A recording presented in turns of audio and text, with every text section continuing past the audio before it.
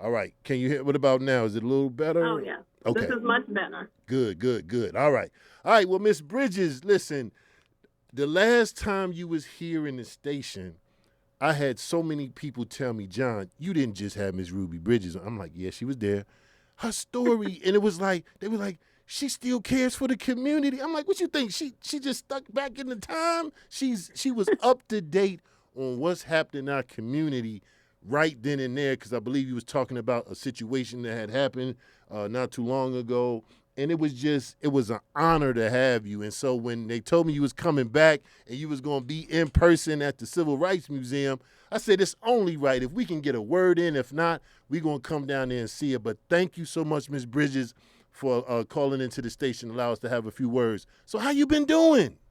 I am great. I'm so excited about coming back to Memphis. I mean, that's my second home now. And unfortunately, it's been, what, almost 3 years since Yes. I've been there with the book festival. So we are sort of doing a preliminary book festival because, usually we do this in May to celebrate Brown versus the Board. But Okay.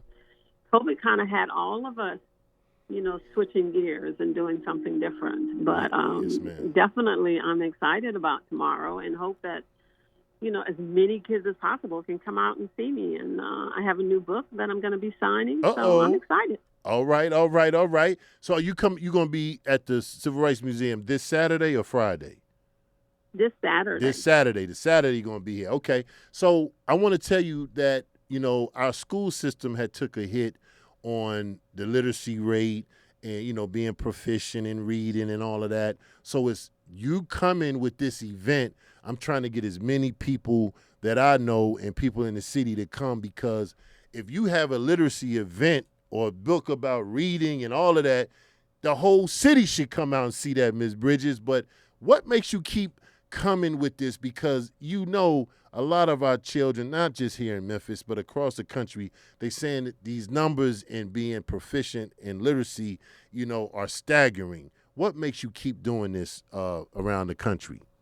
Well, I have to say that, growing up, as poor as I was, my parents, they were not able to purchase books for us. And, they were consumed with where our next meal was going to come from. And unfortunately, there are a lot of families today are in that same position. But it's important that our children know how to read, and it's important that they own their own books so Yes, that they ma'am. can start their own home libraries. So I've been fortunate enough to have books of my own and become an author myself. And it's just very, very important for me to be able to give back and to promote reading and literacy. So, and what better place to do it than the Civil Rights Museum? I Come mean, that's on. where our history stems from. So that's important as well, because we all know that our textbooks that we use in schools are obsolete, and Yes. Yes. here we are today faced with book banning, which I cannot believe. Even some of my own books are banned. What? So, Some of your oh, books are definitely, banned? No, come yes. on, Miss And Bridges. so, that's put No. me on a real crusade to make sure that, we get as many books as possible into the hands of our children. Wow. Well, let me let everybody know, ladies and gentlemen, this Saturday, Ruby Bridges Reading Festival, Saturday, August 27th from 9 a.m. to 1 p.m. At the National Civil Rights Museum campus. Is free and open to the public. Meet civil rights icon Ruby Bridges. Book giveaways, storytelling by children's book authors, fun activities. You got to be there. But Miss Bridges, you said you got a new book now. Can you give us a little bit? Can you give us a little bit about it? So when we come, everybody's gonna be trying to get that book.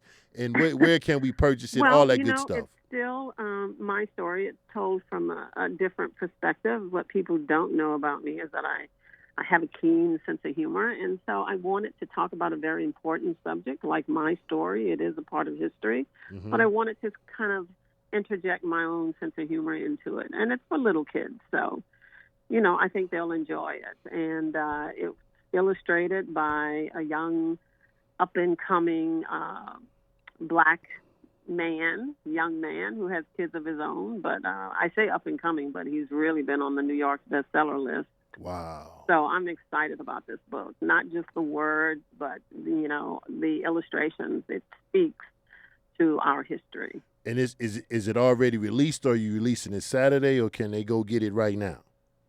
No, it will be released, I believe, in November. Oh, But this is okay. just the first printing that we have at Uh-oh. the Children's Museum.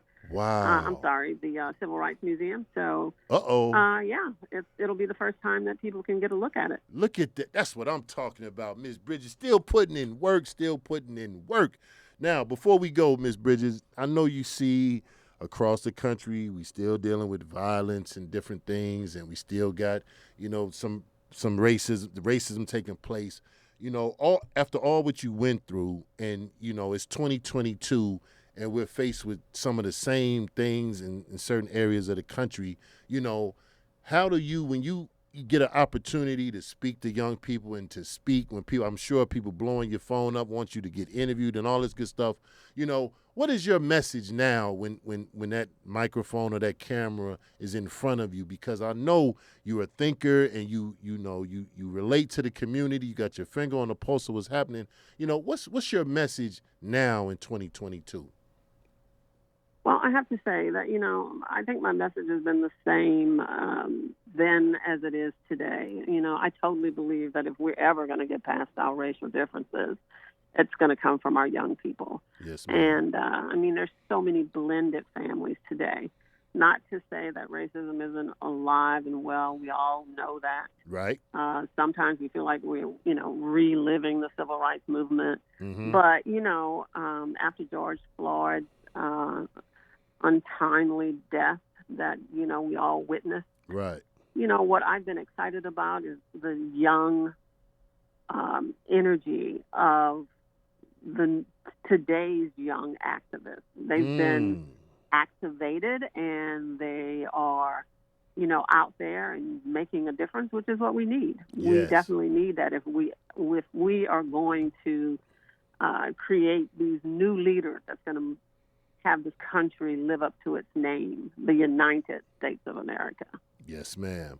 Well, thank you so much, ladies and gentlemen. If you want to get a chance to see in person, this is not virtual, ladies and gentlemen. She will be at the National Civil Rights Museum this Saturday, okay? This Saturday, she will be in the building for the Ruby Bridges Reading Festival. And like she said, they're going to have books. You get a sneak peek at her new book. You want to do this because every time she comes, ladies and gentlemen, I see so many books on the table, and I seeing the young people grab those books, Miss Bridges, that does something to me because you are providing access. That's another word, access, to get these books. And like you said, own your own books. That's big. Any closing words before we go? Any words you want to say to the city of Memphis before you get here on Saturday?